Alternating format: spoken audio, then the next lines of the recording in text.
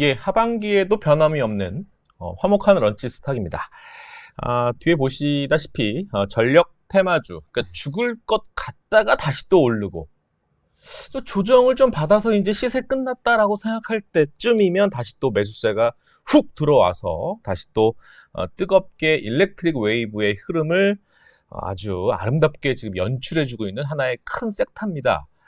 시장은 여전히 뭐 견조합니다만은 아직 우리 계좌 잔고들은 이렇게 썩 유쾌하지가 않은 것 같아요.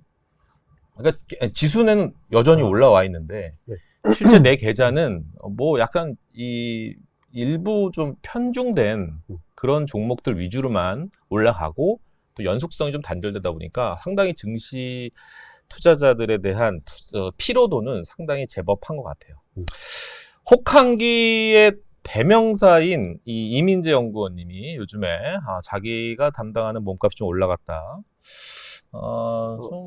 어깨가 뽕이 빵 올라왔어요. 그 한몫을 담당했더니 전력 테마주. 요즘에 그 펀드 매니저들은 이 테마에 대해서 잘 지금 수익률을 따박따박 먹고 있습니까? 아니면은 뭐 포모를 느끼고 계시나요? 뭐 저한테 별말 없으신 건 보면 뭐 잘 이렇게 플레이하지 않았나 싶습니다. 지금까지 보면. 근데 이제 가장 큰 고민은 여기서 어떻게 되느냐인 것 같아요. 근데 제가 지난번에도 얘기를 드렸지만 시장을 바라보는 게 중요하다. 결국은 이게 버틸 수 있는 정도의 시장이냐, 아니면은 정말 뭐 왔다가 가는 그런 시장이냐, 요거를 이제 보는 게 중요한 것 같은데 시장 상황은 변한 게 없는 것 같아요. 오히려 그때보다 사실 AI 관련된 뭐 수요들이나 이런 게 좀 주춤했잖아요. 그럼에도 불구하고 물밑에서는 데이터 센터 구축이나 이런 것들에 대한 투자들을 보면 분명히 하고 있는 상황인 것 같고요. 그래서 시장에 대한 의심은 아직은 저는 뭐 할 상황은 아니다라고 생각을 합니다. 그러면 당연히 주가는 조정 시에 저희가 체크를 계속 해볼 필요가 있는 거죠. 밸류에이션 수준을 보면서요. 종목을 몇 개 좀 보면서 여러분들 한번 감상해 보시겠습니까? 일단은 HD 현대 일렉트릭. 가장 지금 밸류에이션은 제법 그래도 이렇게 올라왔어도 싼 영역이다. 상대적으로. 10조니까 지금 분기별 뭐 1,000억 이상씩 영업이익 나오면 뭐 러프하게 한 5천억 번다라고 했을 때 해봤자 PER 20배밖에 안 되거든요. 근데 대한전선이나 이런 쪽에서 비교해보면 싸고 차트만 보면 무섭고 이게 투자들이 그러니까 이렇게 생각해야 되나요? 조정시 매수로 일단은 대응하세요라는 게 일단 정답인가? 저는 그게 정답인 것 같아요. 근데 이제 조정 폭을 봐야겠죠. 어느 정도 도대체 뭐 10% 빠지면 사야 되냐, 뭐 20% 빠지면 사야 되냐. 네. 사실 그거를 그러니까 저도 고민을 되게 많이 했어요. 어떤 식으로 이 종목들을 좀 접근을 해야 될까? 근데 결국은 해외 경쟁사들의 주가 흐름도 중요할 수밖에 없거든요. 그게 누구예요? 해외 경쟁사? 뭐 지멘스, 이튼, 슈나이더, ABB, 뭐 이튼 이런 회사들인데 그 회사들의 PER이 지금 25배, 내년에 한 23배, 내후년에 22배 이런 식으로 그러니까 상대적으로 우리나라 기업들보다는 어닝이 올라가는 속도가 좀 약한 거죠. 근데 이제 그런 회사들과의 밸류에이션 격차를 이제 시간이 가면 갈수록 줄일 거잖아요. 네. 그러니까 그쵸. 아까 예를 들면은 그 회사들의 밸류에이션이 이 정도인데 우리 회사들의 이익이 훨씬 더 높게 올라간다. 그러면은 밸류에이션 디스카운트는 점점 벌어질 거잖아요. 저는 그 구간들을 계속 좀 노려보자라는 말씀을 드리고 있어요. 이민재 연구님이 레포트를 제가 쭉 한번 정독을 해보니까 화면 좀 바꿔주시겠어요? 약간 이 질문을 좀 해보고 싶어요. 그러니까 해상풍력이라는 단어를 꽤 많이 썼어요. 하반기 전망할 때 해상풍력 많이 썼는데 그 한 줄에 이런 말이 있습니다. 그러니까 유럽의 그 에너지 체계를 보면 이 해상풍력이 차지하는 게 꽤 제법 될 거다라는 멘트가 있거든요. 그래서 여기서 두 번째 또 질문은 과연 그러면 글로벌 그 에너지 체계, 그 공급에 관해서는 우리가 원자력이 있을 수도 있고 해상풍력이 있을 수 있고 뭐 풍력, 뭐 또는 뭐 태양광 있을 수 있지 않습니까? 약간 좀 에너지의 좀 그 막대 그래프를 하자면 포지션별로 어떻게 좀 예상하고 계세요? 그러니까 이게 정확히 투자 원칙이랑 비슷해요. 계란은 한 바구니에 담지 말아라 라고 하는 게 전력 시장의 똑같은 이렇게 원칙인 것 같아요. 그러니까 예를 들면 아랍 국가들처럼 중동에 굉장히 많은 기름이 있는 그 중동 같은 국가들이 아니라면 우리나라를 보면은 원전 30%대, 석탄 30%대, 가스 20%대, 신재생 10%대. 그러니까 비교적 골고루 포트폴리오를 가져가거든요. 예. 왜냐하면 특정 발전원에 집중됐을 때는 문제가 생길 수 있으니까요. 앞으로 그러니까 주력 발전원이 무엇일까를 저희가 좀 고민을 해봐야 되는데 사실 원전과 해상풍력 둘 중에 하나를 고르자면 저는 사실 해상풍력일 것 같아요. 해상풍력이 여러모로 원전에 비해서 뭐 안전성이든 그다음에 뭐 어떤 에너지 안보 측면이든 다 유리하죠. 친환경이라던가. 근데 이게 이제 어느 정도 비중까지 될 것이냐? 많아야 30%일 거예요. 글로벌리 봤을 때. 20에서 30%. 그 다음에 원전이 20에서 30%. 그 다음에 가스를 포함한 수소 암모니아가 뭐 한 30에서 40% 정도 되지 않을까 싶습니다. 향후 한 3, 40년 후에 미래를 좀 그려보자면요. 근데 예. 여기서 키가 뭐냐면 수소, 뭐 가스 이런 건 사실 기존에 있던 거를 없는 거기 때문에 생각보다 많은 기회가 있을지는 잘 모르겠어요. 물론 수소를 원재료로 공급하고 생산하고 이런 데에 들어가는 뭐 당연히 그 비용들이 있겠지만 그거는 기존의 인프라들을 재활용할 수 있거든요. 그러니까 쉽게 말해 가스터빈에서 수소 태울 수가 있어요. 그러니까 그거보단 0에서 올라오는 게 중요한데 그 0에서 올라오는 발전원은 해상풍력이거든요. 원전 같은 경우에도 이제 없겠죠. 기존에 있던 거를 엎어서 새로운 원전을 만들 텐데 이제 고수요를 저도 크게 보고 있는 거고요. 근데 간밤에 이제 그 미국 시장을 쭉 한번 스크린을 해보면 그 트럼프와 바이든 간에 이제 토론회가 있고 나서 신재생 관련 종목들이 좀 많이 빠졌습니다. 토론회에서는 이제 바이든의 판정패라고 인식을 한 것 같은데 어쨌든 신재생의 흐름들도 약간 정치적인 이슈와 맞물리다 보니까 요거는 조금 올해는 11월 5일 대선까지는 상당히 변동성이 왔다 갔다 가지 않을까 싶은데요. 자, 국내 시장에서는 일단 하반기 전망에 두 가지 종목을 언급을 하셨습니다. 일단 차트 보이시다시피 원전의 두산 에너빌리티를 일단 하반기 유망 종목으로 선정을 하셨는데 질문입니다. 만약에 이 세상에 두 가지 종목만 있다라면 두산 에너빌리티와 뭐 대한전선 할까요? 아니면 LS 일렉트릭 할까요? 뭐 하나 고르란다면 지금 시점에서는 어디를 좀 더 점수를 주고 싶으세요? 둘 다 좋은 것 같은데. 둘 다 좋은데. 네. 꼭 그렇게 극단적으로 해야 되는 건가요? 네, 극단적으로 질문합니다. 두 가지밖에 없어요. 아니면 시계열로 뭐 전략을 짜주셔도 되고. 그러니까 우선은 저는 LS 일렉일 것 같아요. 우선은. 네. 그러니까 왜냐하면 그러니까 두 종목의 결국은 키가 무엇이냐인데 오늘 많이 빠지네요. 오늘 빠져요. 네. 두 종목의 키가 무엇이냐 이렇게 생각을 해보면 LS 일렉트릭은 결국은 지금 투자하고 있는 것들에 대한 수혜를 누린다는 거거든요. 그러니까 그 지금 투자들이 뭐 짧으면 5년, 길면은 10년 이상 그거에 대한 수혜를 LS 일렉트릭이 먼저 누리는 거고요. 에너빌리티 같은 경우에는 SMR이 결국 저는 포인트라고 봅니다. 그러니까 물론 주가는 7월 달에 그러니까 이번 달에 발표될 체코 원전 결과의 그 향방에 따라서 좀 많은 변동성을 좀 일으킬 것 같아요. 근데 결국 에너빌리티의 포인트는 SMR이거든요. 근데 SMR은 빨라야 30년부터 상업운전이기 때문에 그 순서로 보시면 되지 않을까 싶습니다. 거의 이민재 연구원님 대한전선을 증권사에서는 가장 먼저 픽을 하신 것 같고 레포트를 제일 먼저 쓰신 것 같아요. 그 유상증자 납입이 아니죠. 이미 다 그 과정 끝내고 유상증자를 받은 신주가 상장되는 그 시점에 어떻게든 그 애널리스트 입장에서는 좀 약간 시점으로 봤을 때는 도박을 하나 거셨는데 그때부터 시작된 이 일렉트릭 웨이브가 그때 가격이 거의 뭐 이 정도 아니었나요? 그쵸? 그쵸. 이 정도였던 상황이었기 때문에 상당히 4월 초였습니다. 그렇죠. 4월 2일. 그때부터 부릉부릉 걸더니만 거의 뭐 2만 원까지. 근데 사실은 목표가를 좀 낮게 잡으셨어요. 처음에는 14,000원 보수적으로 잡으셨죠. 그러다가 이제 주가가 수급들도 막 들어오면서 또 글로벌의 피어 그룹 회사들도 올라갔고, 거기다가 질문이 뭐냐면, 화면 좀 바꿔주겠어요? 지금 전선주 관련된 거 계속 보여드렸는데 강력한 또 무기가 있다. 뭐냐면 여전히 AI에 대한 열풍 끝나지도 않았고, 뭐 데이터 센터에 대한 강한 모멘텀이 남아있기 때문에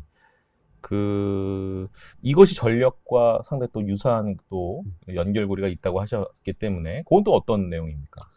그러니까 결국은 데이터 센터를 만들려면 당연히 그 안에 전선이 들어갈 것이고, 근데 지금 가장 큰 문제는 데이터 센터에 어떻게 전력을 무엇으로 어떤 식으로 새로운 전력을 공급하냐거든요.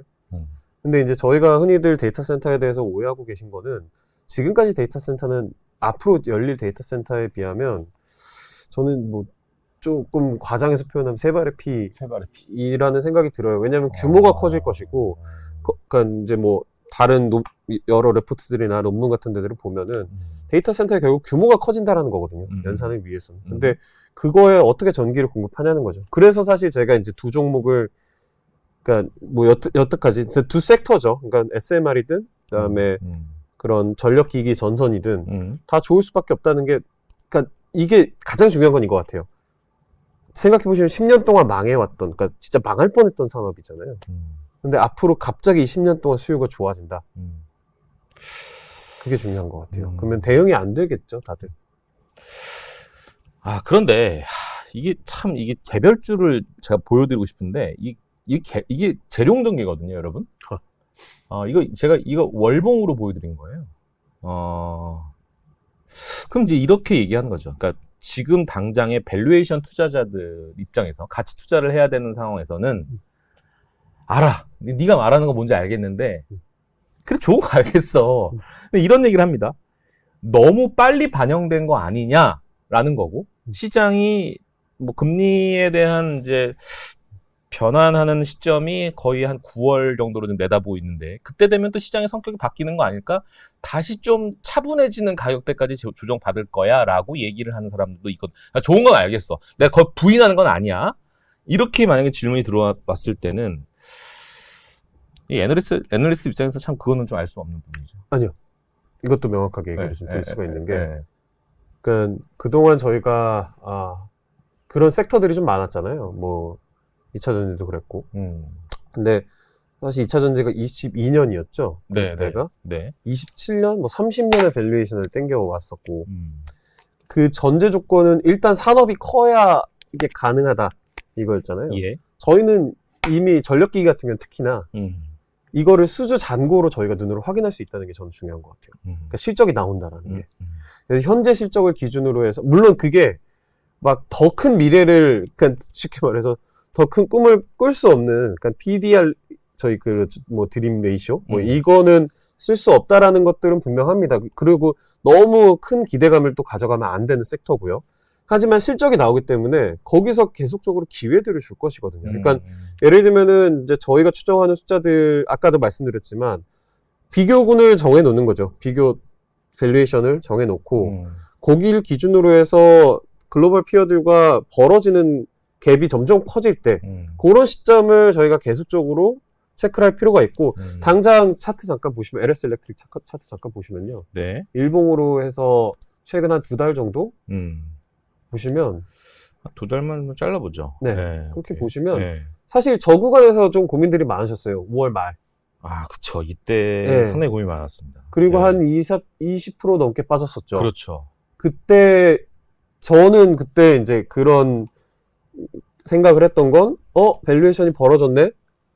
다시 관심을 가져야 되네? 라는 생각을 되게 많이 했거든요. 물론 이제 그 타이밍이 생각보다 좀 빨리 이렇게 하고 있지만, 그럴 수 있는 근거는 결국은 수주 잔고가 확보되어 있기 때문에, 잔고가 확보돼서 저희가 이익을 예상해 볼 수 있고, 그 이익에서 증서를 또 회사들이 다 발표를 했잖아요. 그쵸. 증서를 발표하니까 25, 26년도의 실적이 또 명확하게 좋아지는 것들. 근데 그 증설이 과연 그냥 무분별한 증설이냐, 아니면 뒤에 물량을 확보한 상태에서의 증설이냐. 그쵸. 이제 그게 중요한데, 물량을 확보한 상태에서의 증설이다 보니 밸류에이션 그 갭이 벌어졌을 때 저희가 계속적으로 접근할 수 있는 근거들이 계속 생기는 거죠.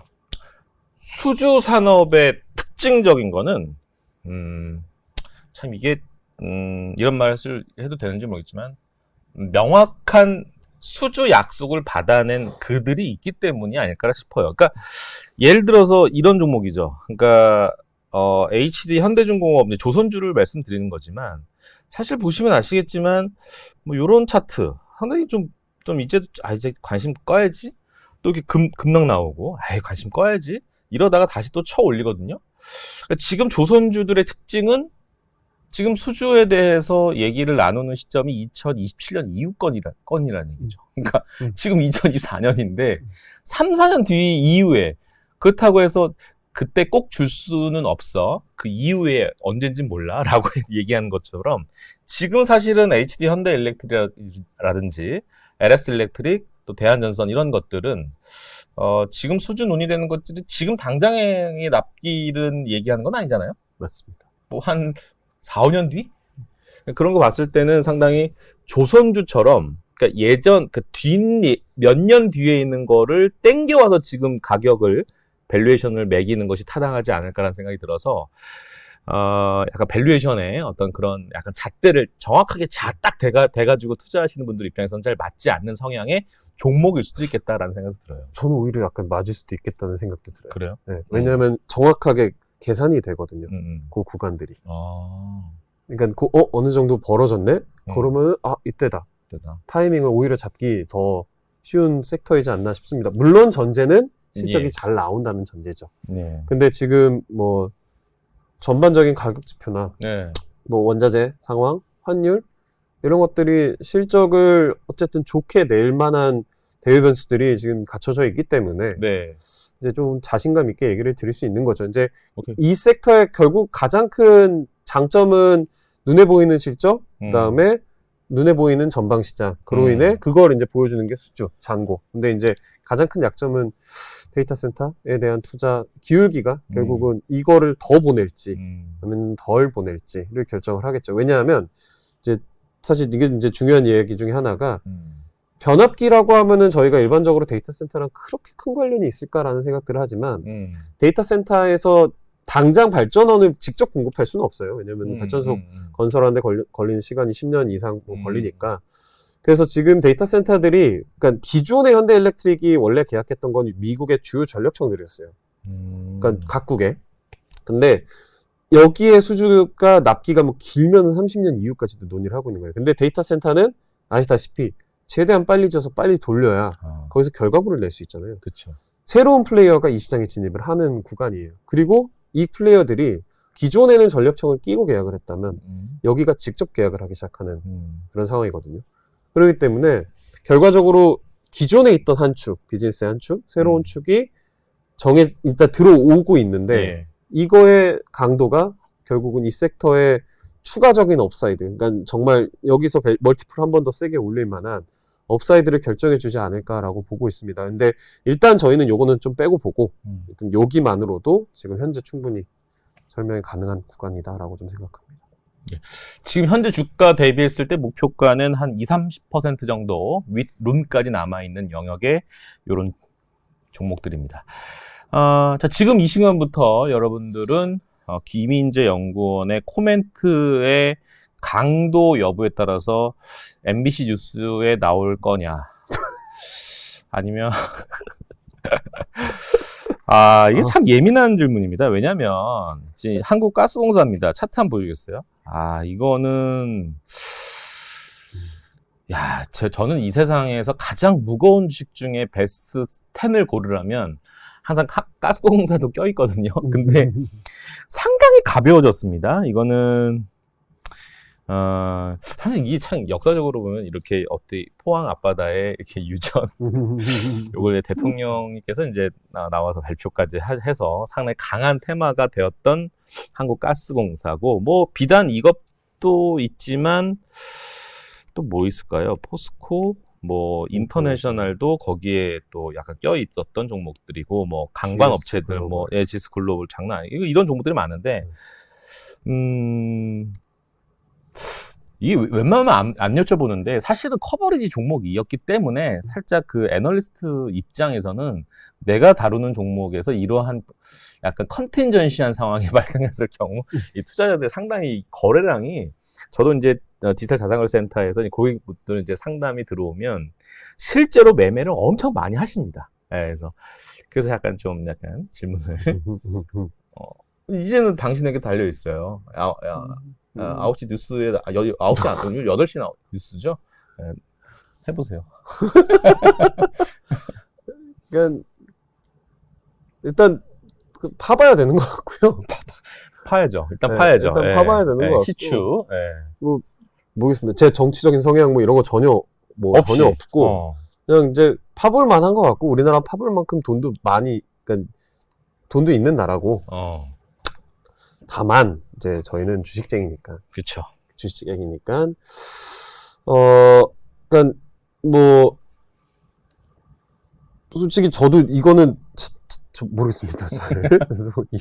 근데 이제 중요한 부분은 뭐냐면 저희가 기대해 볼 만한, 그러니까 시추까지 갈 때 동안 기대해 볼 만한 이벤트들이 무엇일까인 것 같아요. 근데 뭐 그게 긍정적이든 부정적이든 그거는 이제 판단을 해주셔야 될 것 같고. 네. 근데 제 생각에는 결국 글로벌 시추 업체들, 그러니까 메이저 오일 컴퍼니가 이 사업에 관심을 보이냐, 그래서 어느 정도 강도로 참여하냐, 예. 그런 것들이 중요하지 않을까 싶습니다. 그러니까 그게 결정이 되는 게 결과적으로는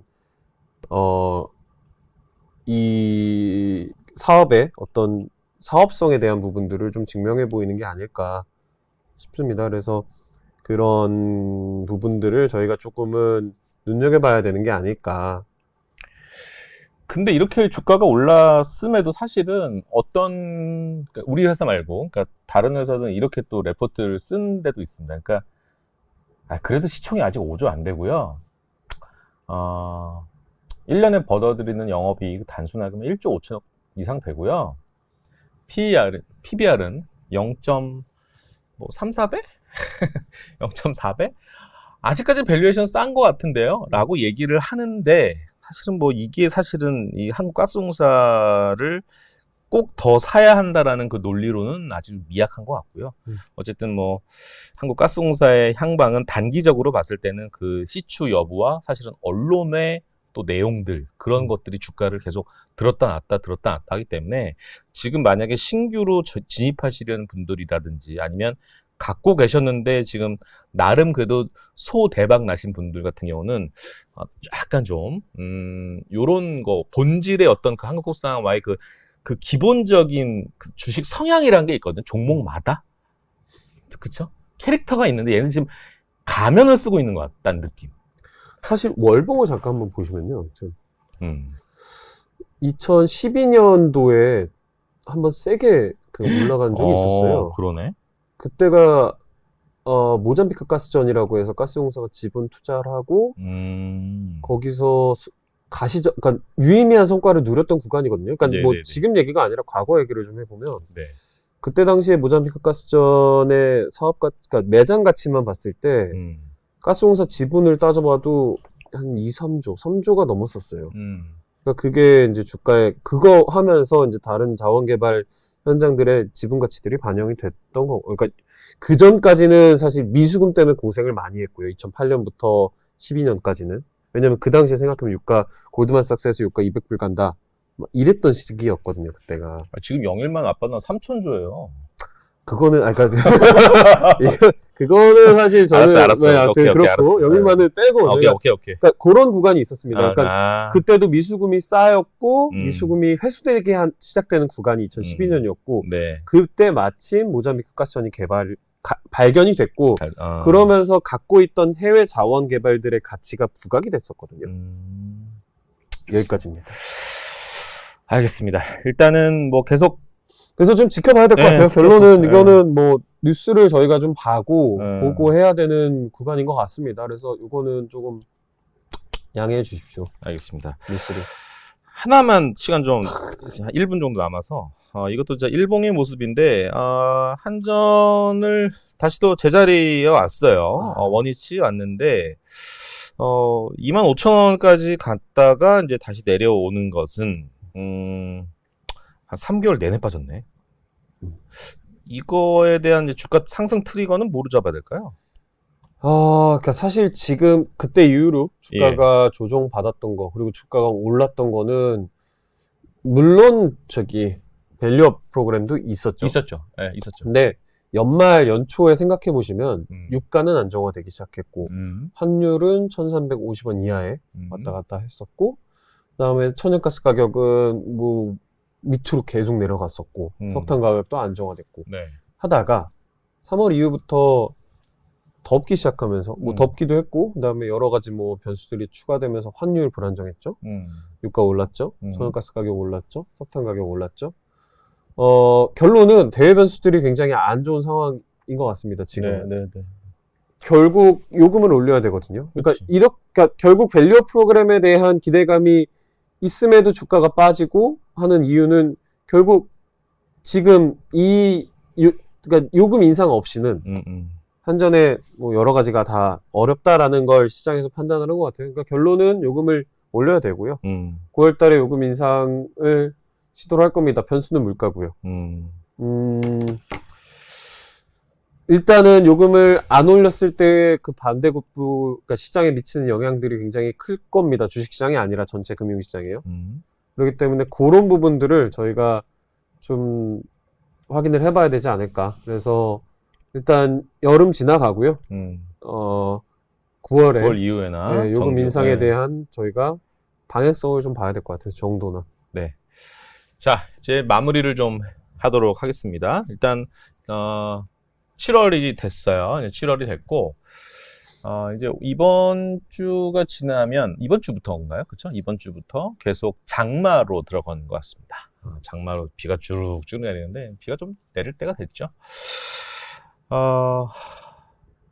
글쎄 뭐랄까요? 이제 하반기 화목화 런치스탁은 철저히 종목 중심의 장이 펼쳐질 수 있을 거라는 생각이 좀 듭니다. 그래서 시장 얘기는 중간중간에 이제 투자 전략부 담당자들 불러서 얘기하겠지만 가급적이면 7월, 8월은 타이트하게 골고루 업종 종목에 관련된 좋든 나쁘든 중립이든 그 얘기들을 한번 먼저 선행학습을 하고 하반기 전략을 좀 짜면서 구체적으로 그렇게 내용들을 점검하도록 하겠습니다.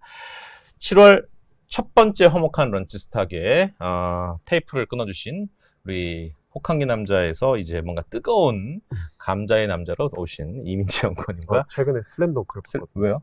네, 처음 봤어요. 그 퍼스트 영화 나온 거. 불꽃 남자. 좋아요. 슬램덩크로 다시 불러드릴게요. 네. 자, 오늘 화목한 런치스탁은 여기서 마치겠습니다. 자, 감사합니다. 네, 감사합니다.